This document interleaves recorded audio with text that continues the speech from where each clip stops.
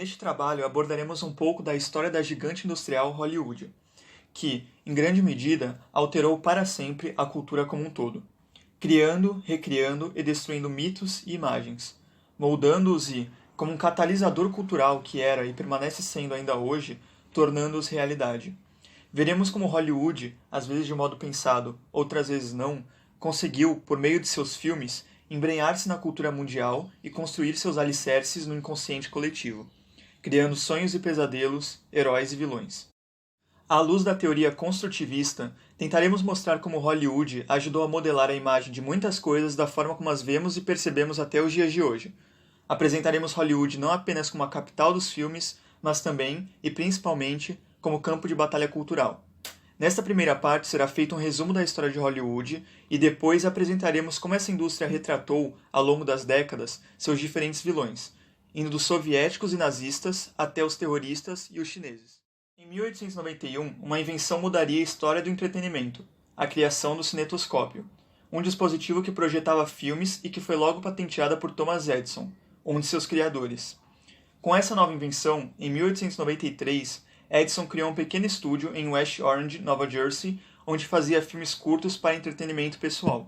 Aos poucos, essa tecnologia começou a evoluir. Logo, curtas-metragens começaram a ser apresentados para o público em pequenas lojas. Em 1970, o número de americanos que iam em cinema semanalmente já girava em torno de 2 milhões. Visualizando a demanda crescente e o mercado que se formava, estúdios começaram a surgir por todos os lados e competir entre si. Com medo da concorrência, Edison e outros sócios criaram um estúdio próprio que monopolizou a tecnologia de gravação e exibição de filmes, e até mesmo utilizou-se de fiscais para remover os competidores do mercado. Já em 1910, o diretor David Griffith viajou para a Califórnia para realizar algumas gravações. Lá, encontrou um vilarejo chamado Hollywood, onde Griffith gravou o primeiro filme de Hollywood. Querendo fugir dos fiscais de patente Edison, os outros estúdios ficaram sabendo das paisagens atraentes da Califórnia. Vislumbrando novas oportunidades naquelas terras, os cineastas começaram a migrar para lá. Diversos estúdios famosos, como a Universal e a Paramount, foram criados ali, o que acabou por atrair mais pessoas em busca de oportunidades.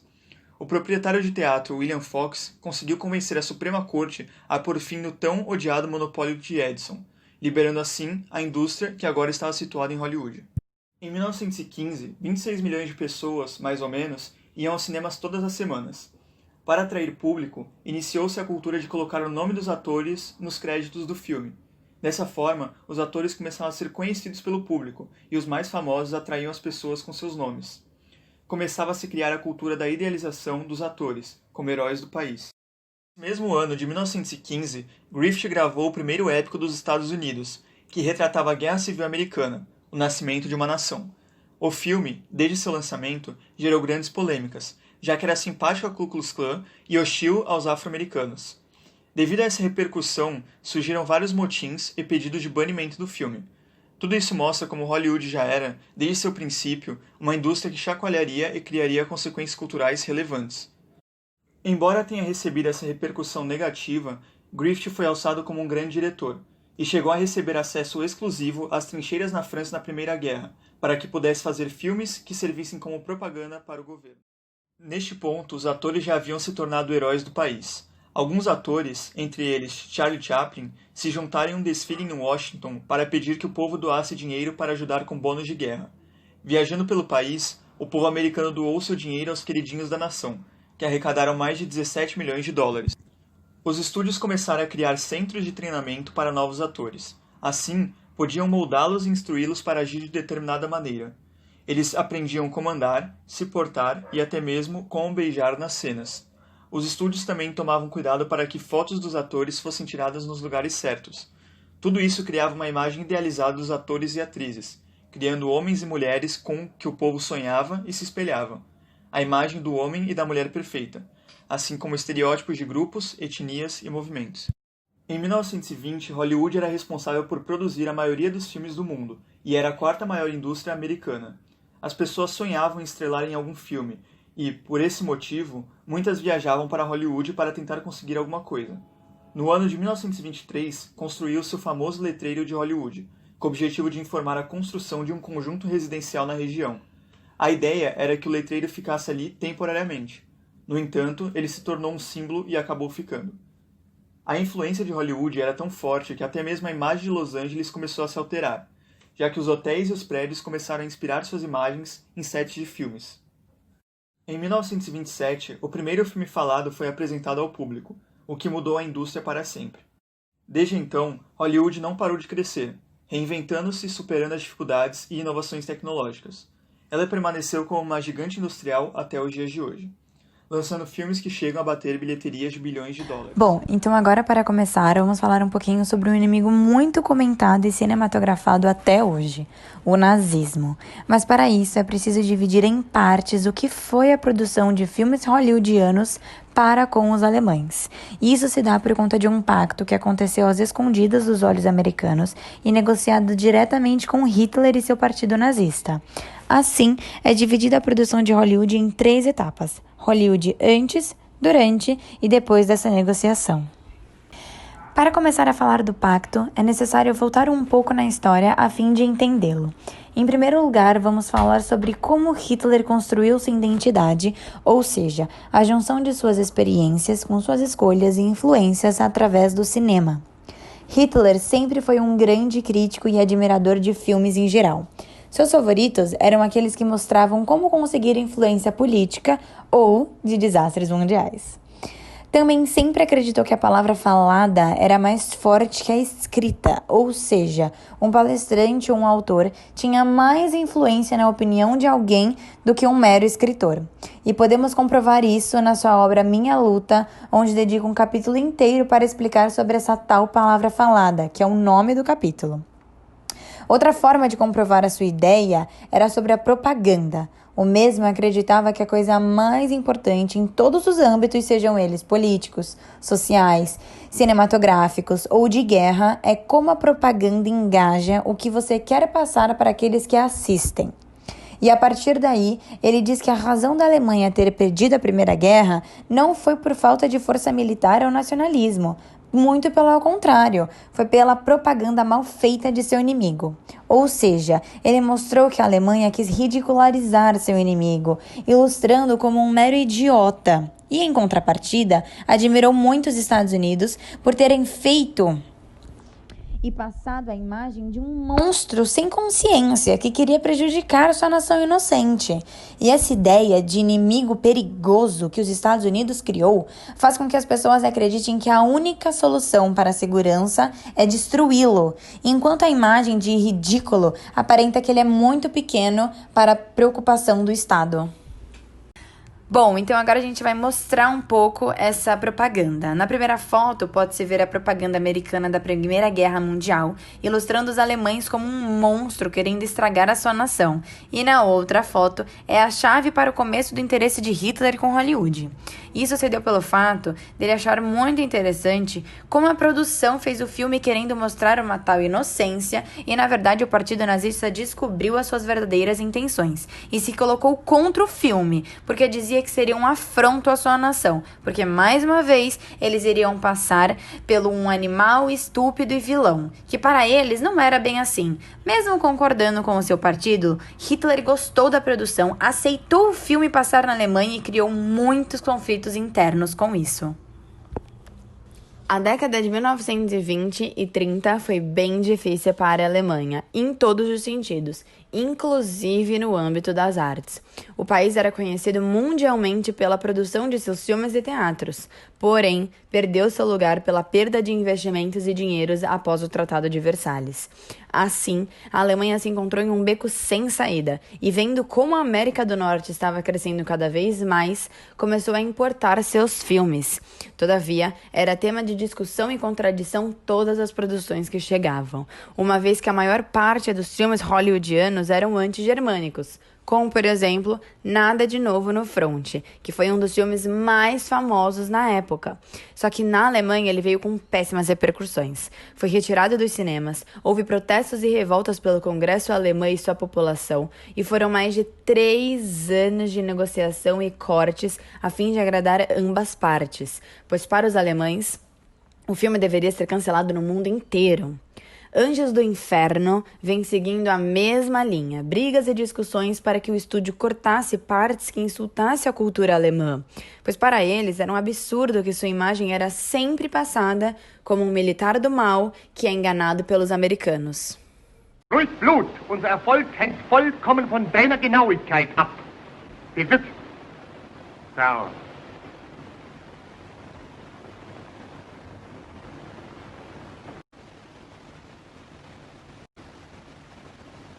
Mal müssen wir schaffen. Ganz London müssen wir in die Luft blasen. Diese Nacht dürfen die Engländer nie vergessen. Mach's gut, Karl. So long, Good luck, Elliot.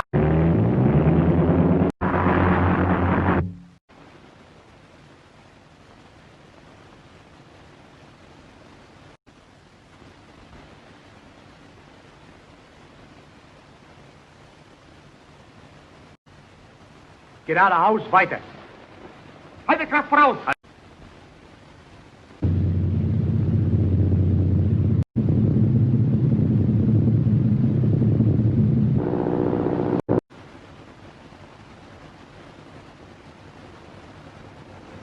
Halt!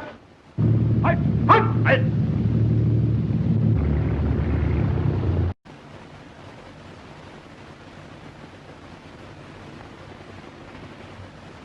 Jetzt rechts!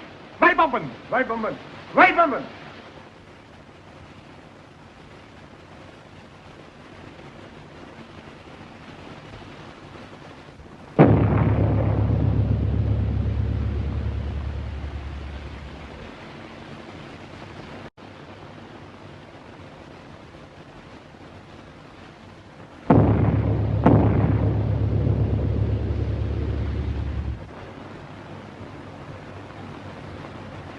Schuss genauer auf.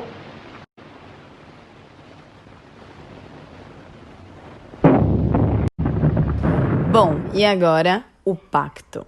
O acordo entra em vigor a partir do dia 30 de janeiro de 1933, quando Hitler se tornou chanceler da Alemanha e subiu ao poder. A primeira coisa que fez foi criar o Ministério da Propaganda, aonde manda seu ministro para Hollywood a fim de conversar com as empresas sobre esse tal acordo e usa Anjos do Inferno para mostrar os pontos que, para o pacto funcionasse, deveriam ser seguidos. Bom, agora a gente vai falar um pouquinho sobre alguns dos termos e os participantes desse pacto. Em primeiro lugar, os hollywoodianos não poderiam ofender a cultura alemã. Eles também não poderiam colocar o alemão como um militar inimigo. E todos os filmes iriam ter que passar pelo Conselho Alemão antes de serem publicados mundialmente. E, caso necessário, os cortes deveriam ser feitos de acordo com o desejado e seguindo a linha. Alguns dos participantes foram como as empresas Fox, Paramount, Columbia Pictures, Universal Pictures, Warner Brothers e a MGM. Agora a gente vai falar um pouquinho o porquê que a Hollywood aceitaria entrar em um pacto como esse, sabendo como os nazistas já se comportavam. E, na verdade, isso não foi nada de social, e sim econômico. A Alemanha estava virando a maior importadora dos filmes hollywoodianos, e eles não podiam perder este contrato. Então, eles aceitam esses acordos para continuar seguindo a vender seus filmes do jeito que estavam. Então, assim, para continuar fazendo negócios com a Alemanha, Hollywood concorda em não fazer filmes que atacassem os nazistas ou que condenasse a perseguição dos judeus como um erro. E assim foi indo, até que a Warner lançasse o filme Prisioneiro em 1934. O mesmo é passado em um campo de prisioneiros alemão na Primeira Guerra Mundial, o que insultava uma das normas. Assim, o filme, quando foi passar pelo conselho, foi reprovado e solicitado vários tipos de mudanças e cortes entre pequenas falas e cenas, até a probabilidade de refazer o filme inteiro. Todavia, a Warner ignorou e publicou do mesmo jeito.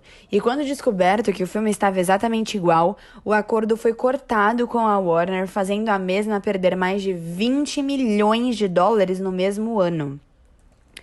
The Mad Dog of Europe foi a produção responsável por mostrar pela primeira vez o acordo entre essas nações. Herman Mankiewicz era o diretor da obra, a qual se baseava em mostrar as crueldades que Hitler já estava começando a fazer contra os judeus.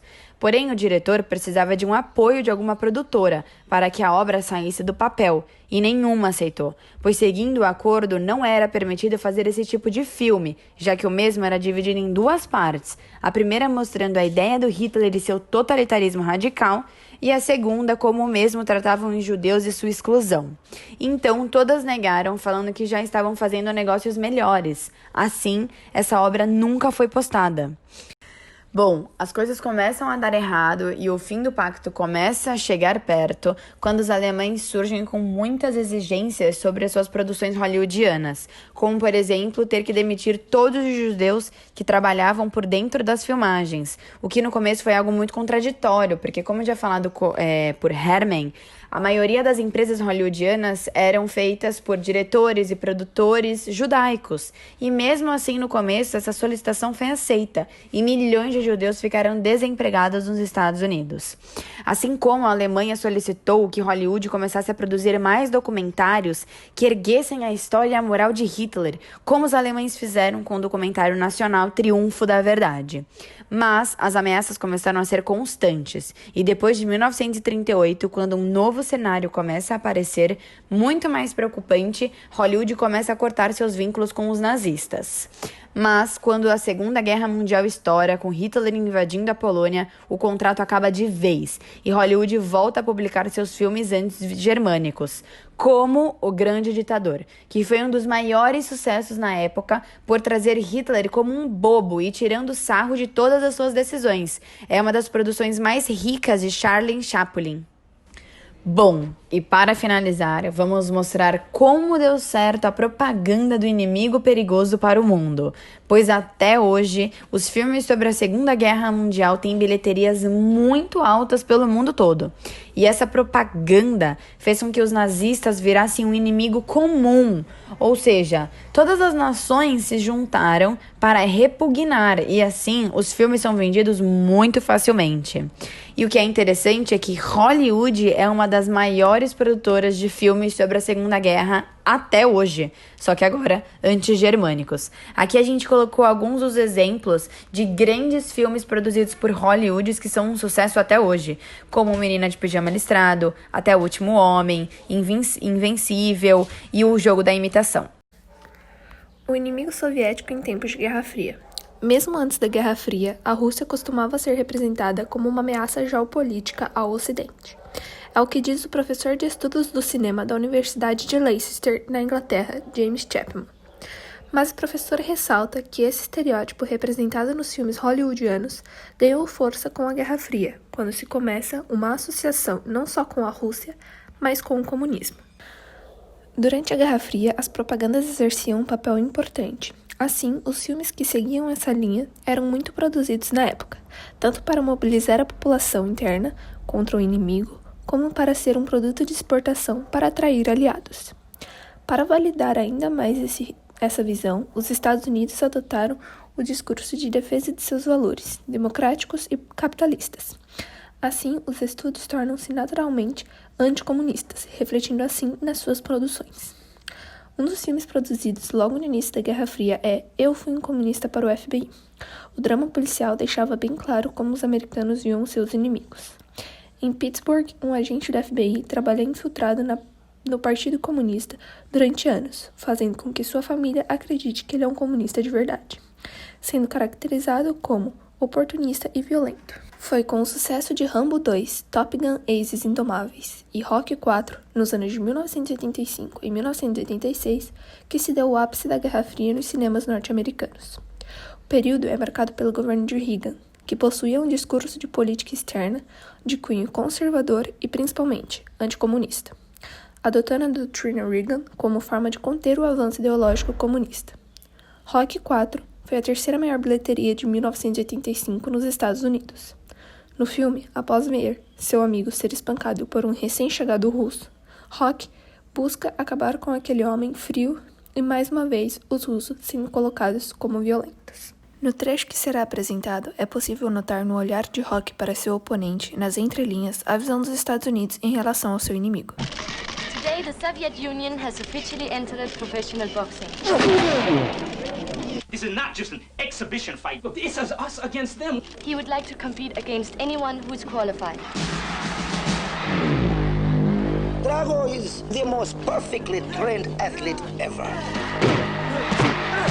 Whatever he hits, he destroys. He could have stopped the fight.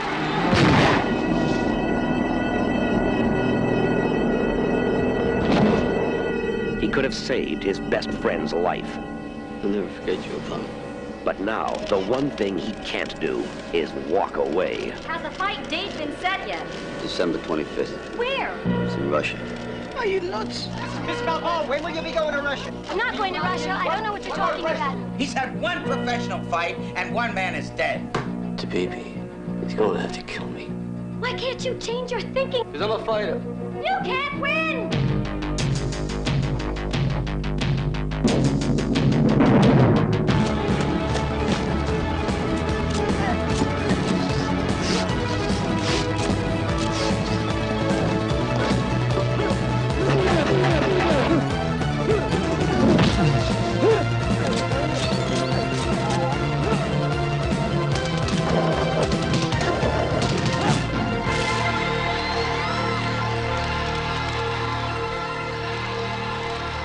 I must break you.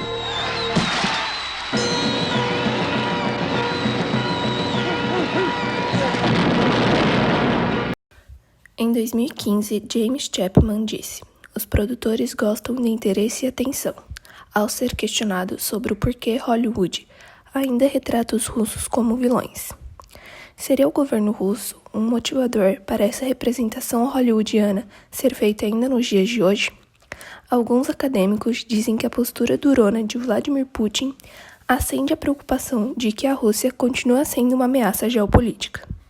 É muito comum vermos nos filmes da Marvel um cenário Estados Unidos versus Rússia, de formas subjetivas. O filme Capitão América Soldado Invernal é cheio de elementos soviéticos. Traz um Estados Unidos repleto de agentes infiltrados. O vilão do filme dá o tom mais soviético, usando uma máscara e com uma estrela vermelha carimbada no ombro, e grande.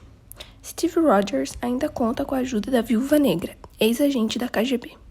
Outro filme lançado recentemente é a Operação Red Sparrow, que traz a história de uma bailarina russa que se torna uma das mais talentosas espiãs, mas que se apaixona por um agente da CIA.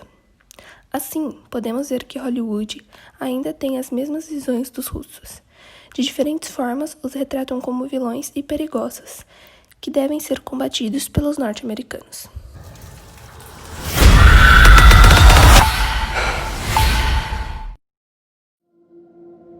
Morning, Mama. What is it? I have to go away for a while.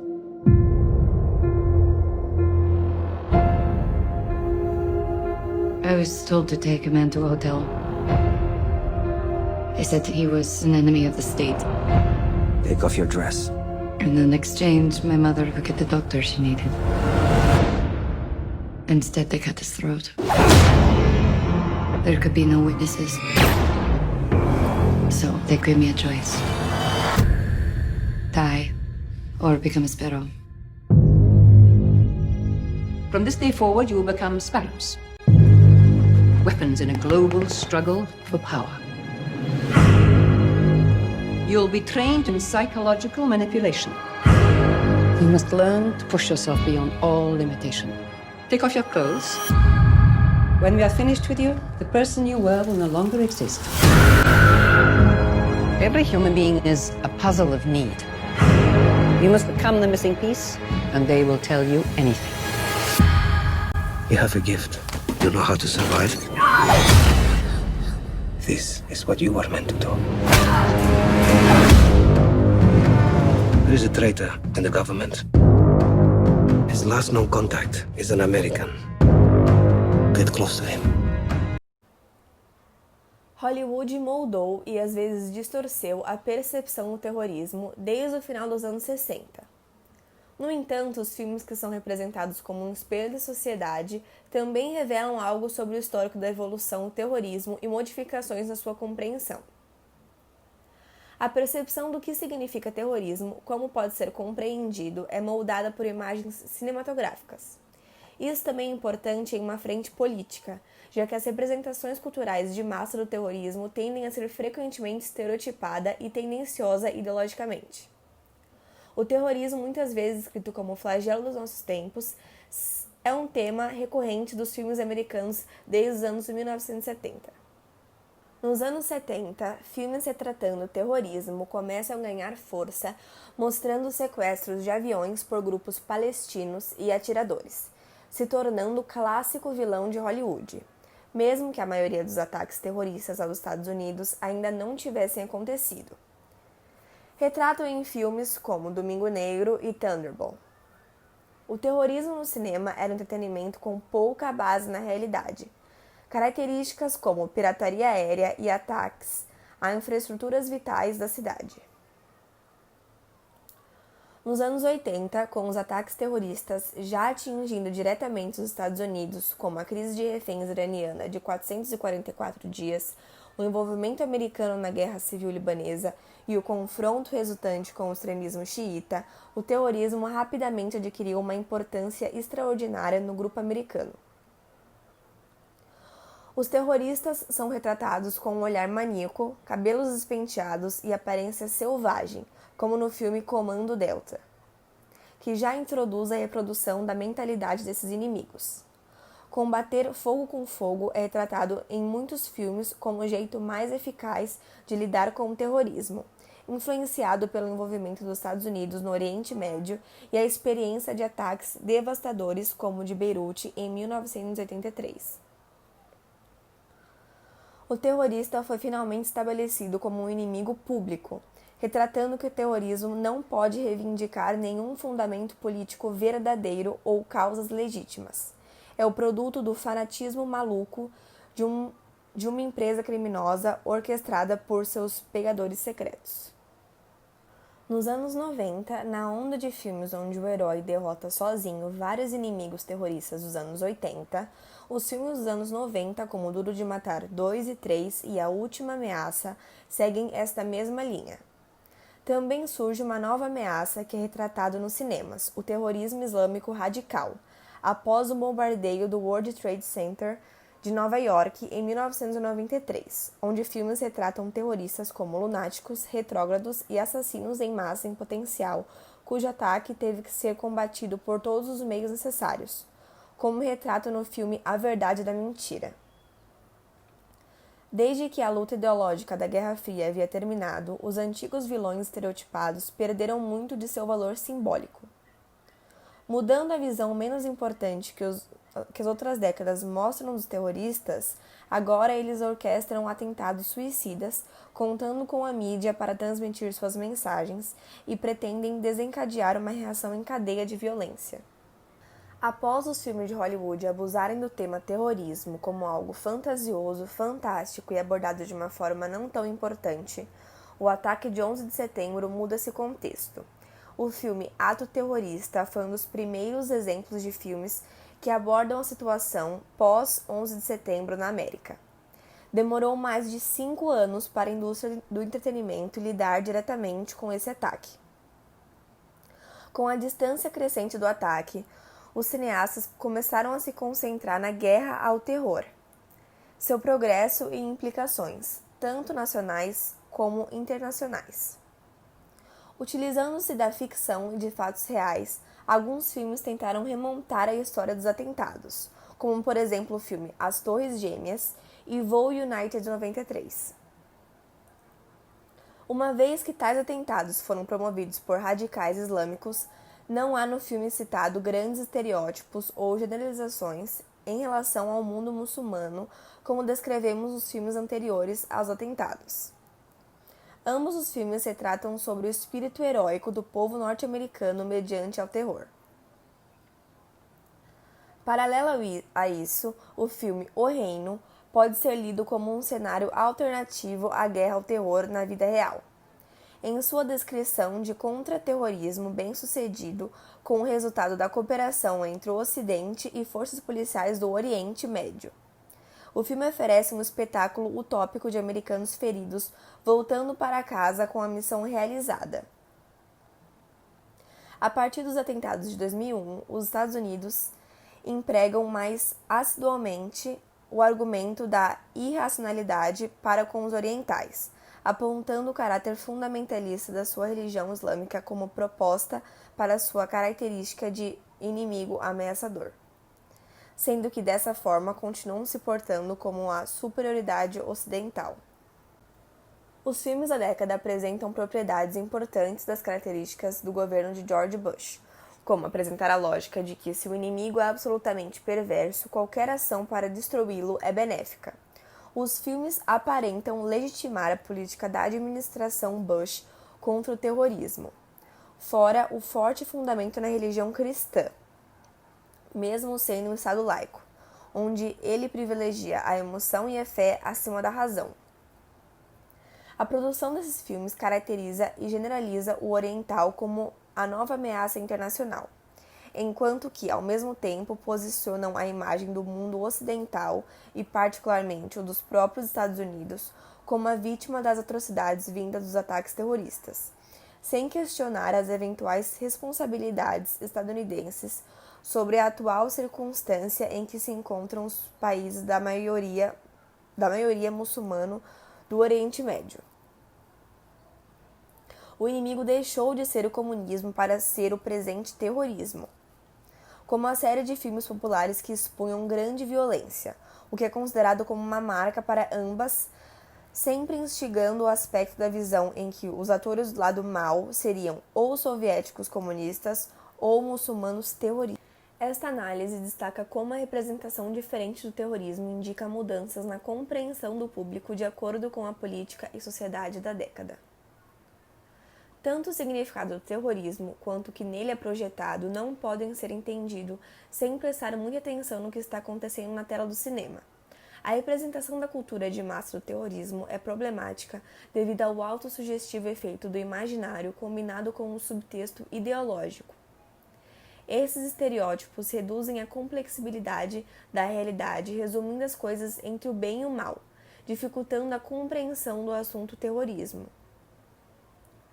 Mostram também como esse tipo de mídia pode contribuir para a aceitação, legitimação e normalização das práticas da guerra ao terror da administração do governo George Bush, a partir da construção da identidade do oriental como uma ameaça perigosa, restringindo as causas do terrorismo a um fundamentalismo muçulmano e da identidade dos Estados Unidos como seu alvo potencial, além da reafirmação da centralidade do terrorismo enquanto ameaça à paz e segurança internacional, auxiliando na normalização das práticas violentas da guerra ao terror. Entende-se, portanto, que a análise do conteúdo midiático dos filmes é um objeto significante para a análise das próprias relações internacionais. O trecho do filme que será apresentado é do filme Ameaça Terrorista, que retrata os aspectos do uso da prática da tortura e da violência estatal, assim como da construção tanto da imagem dos Estados Unidos quanto do oriental muçulmano. My name is Yusuf Atta Mohammed. My former name is Stephen Arthur Younger. I have placed 3 bombs in 3 American cities. All 3 are identical, and all 3 are nuclear bombs. When can we interrogate this man? We have a new specialist joining us. What agency? Probably best not to ask. Done some bad things. Mr. Younger, my name is H. The only miscalculation in your plan was me. And I will break you. Bombs will explode if my terms are not met. All your worst fears are right here. I can take it. I'm unprepared. He's planned this every step of the way. We've played right into his hands. I may have to crank this up a notch or 2. What I have to do is unthinkable. They won't stop me now. There's no limits. Just remember something. I let myself be caught! You wanna know where the bombs are? I chose to meet my oppressors! There's no time! A China e os Estados Unidos podem ser considerados um regime autocrático contra uma democracia. dotados de hostilidades em todos os âmbitos geográficos e setoriais. São potências diferentes, mas que buscam o mesmo objetivo, e é o motivo pelo qual são taxados como inimigos. E apesar das diferenças que eles possuem na forma de governo, na sua esfera militar ou na sua política social, eles são igualados quando têm o poder como seu objetivo principal. Os Estados Unidos e a China até pode ser considerada uma disputa balanceada. Na campanha eleitoral, o Trump disse que a China era responsável pelo maior roubo da história mundial. Ele acusou o país asiático de violentar os Estados Unidos com as suas exportações baratas e também acusou a China de desvalorizar a sua moeda para poder derrubar os preços globais das exportações. Os Estados Unidos vem se preocupando com a concorrência da China em muitas áreas, mas principalmente em termos de tecnologia. As relações entre a China e os Estados Unidos estão ficando cada vez mais tensas em vários temas, até mesmo desde a origem do coronavírus, a questões de espionagem, a direitos humanos e principalmente a rivalidade tecnológica. Falando-se sobre Hollywood, a China também teve uma parcela de vilões nas telas, desde a época em que Fu Manchu ele surgiu como um personagem chinês não confiável, e foi quando a MGM ela lançou a máscara de Fu Manchu em 1932, e a Embaixada da China nos Estados Unidos apresentou uma reclamação formal porque o personagem título ele era retratado com hostilidade. Mas hoje em dia, mal se vê chineses malvados nos filmes, e isso tudo porque a China acabou se tornando um mercado vital para os estúdios. E isso se tornou bem mais claro com o remake de 2012 de Amanhecer Violento, porque o filme ele era rodeado com vilões chineses, mas para poder causar uma boa impressão à China, ao mercado do país, esses vilões acabaram sendo transformados em norte-coreanos na pós-produção. O poder econômico ele determina a tendência em vários países. Muitas vezes o que a China diz que quer comprar vira prioridade de várias nações. E os filmes americanos eles começaram a sofrer uma certa influência. Atualmente, os filmes eles acabam gerando mais receita na China do que no resto do mundo. Isso porque o governo chinês ele permite apenas 36 filmes a entrarem no seu país por ano, e esses filmes passam por uma análise crítica, onde não pode ter palavrão, não pode ter cena obscena e não pode ter nada que vai contra a ideologia do governo. E assim, muito diretor de Hollywood ele vai querer adaptar o seu roteiro para poder entrar entre esses pequenos filmes que entram dentro da China. Filmes como Homem de Ferro 3 e Arranha-Céu, eles foram pensados para poder agradar o público da China ainda durante a pré-produção. O filme da Marvel, ela possui uma cena de Tony Stark na China, contracenando com atores super famosos por lá. E essa cena ela foi inserida apenas nas cópias chinesas. Isso vai demonstrar como a China ela se tornou um mercado essencial para o cinema norte-americano e que vai ficar evidente que alguns filmes eles foram literalmente salvos pelos asiáticos, que são produções como A Grande Muralha, que vai contar a história de um britânico lutando contra monstros na muralha da China, que fez apenas 45 milhões de dólares no cinema americano, enquanto conquistou 170 milhões de dólares nas salas chinesas. Isso vai mostrar como a China tem um mercado essencial e é por isso que os roteiristas eles acabam adaptando todo o filme para poder entrar dentro do país. Bom, para finalizar, visto as informações mostradas, podemos concluir como o cinema é importante para explicar e entender a identidade do Estado, para com seus inimigos. Assim, percebemos como a propaganda certa é primordial para que o Estado passe a sua mensagem de como ele vê seu inimigo, sendo ele perigoso à sua nação ou à sua moral. Como também a mudança de personalidade cinematográfica para cada inimigo mostra, na verdade, como o Estado pode ser mutável às suas ideias e estratégias, uma vez que se o inimigo muda a sua forma de ataque, a defesa também deve mudar. E assim, podemos ver uma evolução de pensamentos e conflitos internos a fim de encontrar a maneira certa de derrotar esse tal inimigo. Vendo essa evolução, é possível visualizar melhor essa instabilidade de identidade. A mesma é transpassada pelo cinema, como visto neste trabalho. Hollywood, na verdade, passa sua produção de forma que podemos enxergar as influências, escolhas e as próprias experiências que o Estado tem com os seus inimigos ou não.